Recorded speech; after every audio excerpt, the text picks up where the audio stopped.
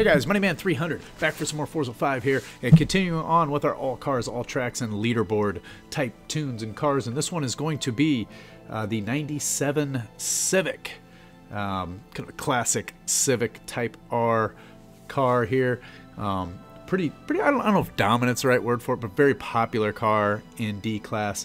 And this is on Indy GP on the Grand Prix track, so it's pretty good on this. There's probably 15 or 20, I don't know if there's that many, maybe 10 in the top 100. It's pretty diverse, that track. The Elan is actually probably the most dominant car on that track. The Ferrari 250 Cali is good, the 70 Challenger. So both the Elan and the 250 Cali that I already put up will do very well on Indy GP, but I wanted to give you a car that I tuned and built specifically for that track. But you're going to have, 2-3 cars here once you go through and build this one that'll all work on Indy GP really well. So that's kind of nice, as you're racing, especially when you're multiplayer racing. It's kind of nice to switch up your cars and do some different things. Anyway, this one is the Civic Type R. We're going to head over to the track and I'll show you a lap around the track. I put it in about, I think, around 160th.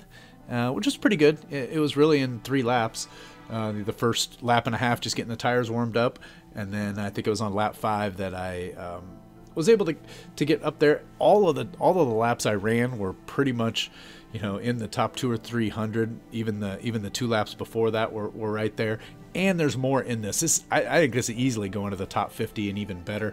I think you'll see when I get in here that I kind of missed the first turn a little bit. I left a solid second out on the track. There's a lot more to get there still.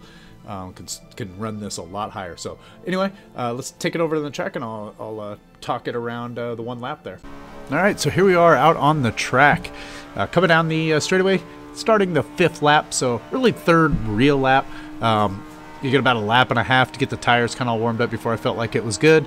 And then started after that. So all the laps I ran were really pretty good. Just got progressively better and really think I could do better. On this turn here, that was not a good turn at all. You could cut that a lot more. You can see he got in front of me. Probably lost easily a half a second just on that turn. Anyway, coming out of there, you're going to want to shift down to 3rd. Take that all the way through here. You do not want to use your brakes at all in that turn. You're going to kick it back up to 4th here. Going through this part, and then you're going to take this turn in 2nd gear. You want to downshift twice here. It's just a lot easier to control the car and get you with good acceleration coming out, and then you're going to get back up into 3rd gear as you go through here. And that shift might be a little early, and that probably cost me some time too. You can see how he gets away from me there. And that car might have just a touch more acceleration as well, which might be why I lost a little bit. That I can gain some of that back in the straightaway, but it's pretty good the rest of the track. But there's easily another second in this car, and I think I mentioned this lap around 160. If you add another second, or you start to get down under that 140 range, and now you're talking top 50. So definitely a lot in this car. Really easy to drive, really easy to do consistent lap after lap after lap. I mean, you can just run this thing this way all the time. So it's a great car just to come out and run laps and tweak, and you might want to play around a little bit, but I think it's pretty solid the way it is. Good multiplayer car as well, because it's just really stable and consistent. So yeah, definitely a good car. Happy with the way it turned out, and I think you guys are going to like it too. And we'll finish out the lap there. And let's go, that's the lap, so let's go over and take a look at our build and tune from here. So yeah, I'm actually talking over a previous recording. That wasn't live there. But anyway, let's go take a look, head over to the garage and take a look at our tune. All right, so here we are over in the garage. Let's hop in and take a look at our tune here. Go in here, the upgrade. All right, so first off, let's go over here into the conversion, and there are no conversions here. I did not, you'll see a lot of parts checked on this. I've probably rebuilt this car over the last year 5 or 6 times, doing some different things with it, including I did this twice just for this video. I did try a drivetrain swap to the rear wheel, and it wasn't terrible. I just couldn't quite get it over the hump, and it was a little bit skittish. It may be possible to make this slightly faster rear wheel drive, but I don't think so. I was able to run in the low 142s. You see I was in the low 140, but it actually took me some effort to get to the low 142s, and a little bit of back end sliding, and I had to tune the heck out of it. just to get it there. So I think it's better front wheel drive, but you could play around with this rear wheel drive. I was able to go rear wheel drive, forego the brakes, go straight stock, everything on the tires, and add the aspiration conversion on there. So I didn't want to do that. I just want to show it. But so I was able to do that, but in the end, I ended up sticking with the front wheel drive. I think it just made a lot better, a lot more stable car. So, yeah, we stuck with that. And let's go into our aero. So I do not have front bumper on here. One of the reasons is, look, I mean, you can see the speed difference. It's 5.3. Some of these other ones actually add speed because they don't have any drag at all. And I think, you know, I meant to go in and try this bumper because it actually does get you a little bit more speed because there's less drag. So, I forgot about that. I was going to do that. So that may be something you could do. Now, you're going to have to go find a PI somewhere. You might be able to get a PI out of the wheels. There's also a race driveline on here. So it's possible you could make this just a little bit faster with that, but it may understeer a little bit more. I went with the stock just because it does provide a speed and less drag than what you would have with the Forza Aero. I don't do that very often, but in this case, it fit right with this car. There's also a lot of people that build this car with no aero at all. I did put the rear aero on there, but you'll see in the tune that we just pull as much out of that as we can. You could go none. You're gonna have to make some adjustments in here though. You see we're up to 408 when we go none. You're gonna have to make some adjustments in wheels, tires, as well as your engine parts. But it's certainly possible to build this car without the aero also, but I elected to go with the rear Forza aero on that. No bumpers, side skirts, nothing there. You can check those out. Sometimes you can get some free weight out of those, a few pounds, and some people like the aesthetics and the look of them. So in here, we're going to go with stock tires, really anything you can do with tires. You'll see over there the grip check mark. That's for a completely different build. That was a grip build for Catalunya type tracks that at one point I had on this car, and I ended up building just a separate Civic for that. Nothing here. We're stock width, I believe, in both. You can actually get free width here. I actually don't like it with the width in the back. It feels like it understeers more. Maybe that's just a placebo effect. But I just went straight. The car handles really well. So on our wheels, we are going to have the FM10s on here. Again, if you want something else, I'm sure there's other options. There might even be some that, way less. Potentially, I didn't go crazy looking for a specific wheel, just one that I kind of like the looks of and that fit into my PI range. And I didn't have to make, sometimes you'll make an adjustment after the fact, but I ended up just staying with that one. So I did go with a wider tire here, or wider wheels, and we went with the 18s, I believe both in the front and in the back. Yep, 18s front and back on the width. And let's move on over to our drivetrain area. So no clutch. I do have the sport transmission. That's pretty important on this one. It didn't seem to do well the way it's geared. I had to play around with the gearing, get pretty specific with that to really get it tuned for that back straightaway, or the front straightaway, whatever you want to call that. The long straight on here, you want, like you saw in the video, you want to have that maxed out there. You just get the maximum possible. I do have a full race driveline. This is one of those that it got a free PI, and it's a weight. You get 11 pounds. You could if you want to change up the wheels, that's somewhere you could do that. Also, it's potential if I took this out and went back and put, changed up that front aero. That's where you could do that at. And then race differential. Go over into platform and handling. And we're going to have race brakes. I did play around without the brakes here. You do get 1 PI for that. Brakes, to me, though, on this track are pretty important, especially on that first turn.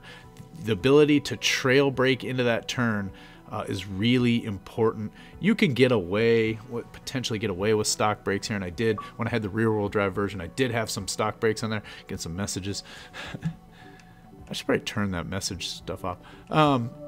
And then over here we get race springs. We're going to have race front. I won't go into each one of these. Race front anti-roll bars, the race rear anti-roll bars. I have no chassis you see there. And no, it really can't afford or did not do any weight reduction here, and I believe I just have one engine part, and I think it's the ignition. You might be able to play around. I think I was like 1 PI short from being able to do this. You might be able to mess around with this and get a horsepower, 1 or 2 horsepower to that, although I don't think it's really gonna change things up a whole lot for you, as far as overall performance. So that's the build there. Let's hop in and take a look at the tune. Tires 27.5 and 27.5. Our gearing, this is where I played around with quite a bit, ended up at 488, kind of an in-between number, but when I was running good laps, I could even take this down just a touch, maybe to 485, 486, somewhere in there, but it got me to the point where I was pretty much just topped out at the end of the straightaway and pretty much hitting the top speed that this car could do. So felt like it was geared pretty well. Was able to get into pretty good gears through the turns, in and out. So that's good. 3.5 and 3.0, pretty standard. Kind of a starting point for me, and really didn't adjust anything from there. No toe, no caster. I don't really do that hardly ever. Occasionally, if I'm using maybe a muscle car or something like that, I might add some toe in there to help with my turn-in ability, but generally I don't. Kind of a standard anti-roll bar for a front-wheel drive car in 8 and 18, usually pretty low, somewhere around 10 in the front. I think I started at 10 or 12 and then bumped it down because I had a little bit of understeer on the front. So anytime you're getting understeer on a front-wheel drive car, you want to drop your front roll bars. It generally helps you to kind of drive through that turn. So when you get on the gas, if you're getting that throttle understeer, which means you're on the throttle and it kind of pushes the car up, usually you can correct a fair amount of that by your softening up your front anti-roll bars. You can also soften up the springs along with it, and then the rear, about 18, somewhere in there. It was pretty good. That may have been my starting point, and I just left it there. So the springs a little bit softer in the front, just so you can get that grip on the front side with that front wheel drive. So 481 and 585. That's actually quite a bit softer, since you got 62% of the weight on this vehicle to the front. I don't think I showed the stats. I'll go back and do that when I'm done here, so you guys can see the horsepower rating and things. And I neglected to do that when I was in the build. But 41, 585, 5252. I probably could have lowered this and started it low. I just left it at the default when I did that. It was kind of almost a quick tune when I did the front wheel drive one, and then it just came together quickly. So rebound, I went 9.5 and 10.6. That's just really low. I lowered that front rebound stiffness a little bit to help me with the turn in. If you're having some turn in problems, that first turn, you really want to be able to get into that turn.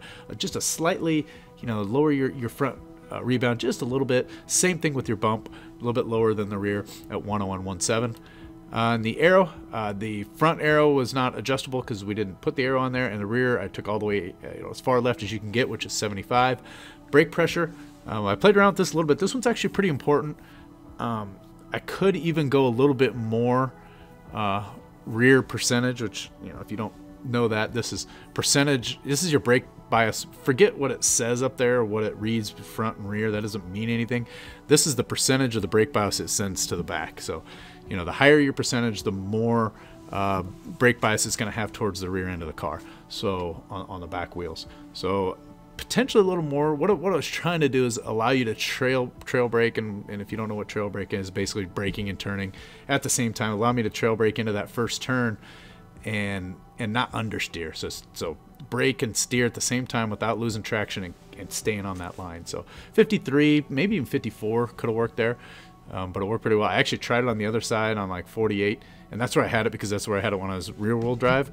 But it was terrible. It just understeered right through and actually locked up the front. So 53 was pretty good, pretty balanced. And 140, that's a preference for how you like to do it. I like it that way because I don't like to have to pull the trigger in very far. Just depends on how good you are with that finger and how you like to do it. So, and then our differential, 60 and 10. That was my starting values, and I did not change it from there. So yeah, I think you guys are really gonna like this car. Really well balanced car overall, and very drivable. You'll be able to run this car on some other tracks as well. Any of the kind of speed-like tracks it should do pretty well on. Should do well in multiplayer for you. You can, if other people are pulling out their Civics, which is a pretty popular car in D class, in multiplayer. It's going to drive nice, and it's going to, you know, it's not going to get bumped around too badly, and you'll be able to keep the car under control as you're racing. So I think it'll make a nice multiplayer car as well. Anyway, I'm going to wrap it up with that one. And our next one, we're going to be moving on to the oval, so that should be fun. Building a car to go turn left a lot. So we will end it with that and catch you guys in the next one. Later.